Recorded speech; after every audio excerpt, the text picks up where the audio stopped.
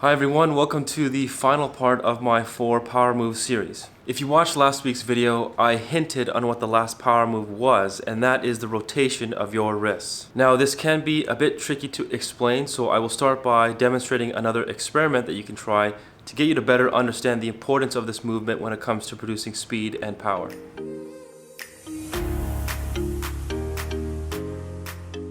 So for this experiment, we're going to make 2 practice swings again. So for the first practice swing, we want to limit your ability to have any rotation in the backswing and in the downswing or follow through. So for the first practice swing, you're going to focus on keeping your trail hand above your lead hand. Okay, that would ensure that you don't have any kind of rotation or clockwise rotation in the backswing at all. Okay, so trail hand above the lead hand, and then in the downswing, you're going to keep the lead hand above the right hand into the follow through. Okay, so if you can make a swing like that,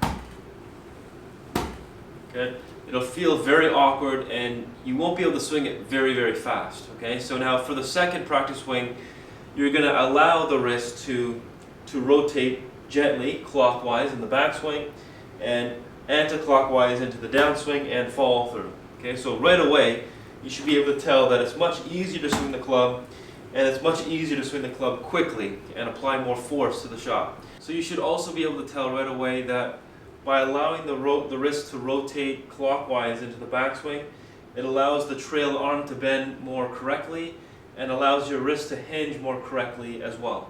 If you were to watch most golfers from the side view, there is always some degree of clockwise rotation in the wrist during the backswing and anti-clockwise rotation in the downswing and into the follow through. Another important point to consider is where to feel this movement working on your body. During the downswing movement or the anti-clockwise movement in the wrist, you should mainly feel a pressure in the first joint of the index finger on your trail hand where it touches the shaft. So as the wrists start to unhinge in the downswing, the wrist will also begin to rotate to move the club head more outwards in front of your body. It is that combination of unhinging and rotation in the wrist that allows you to feel that pressure on the joint that I just mentioned. However, the effectiveness of this movement is directly related to the amount of wrist hinge you have in the backswing and in the downswing, which is the power move I explained last week.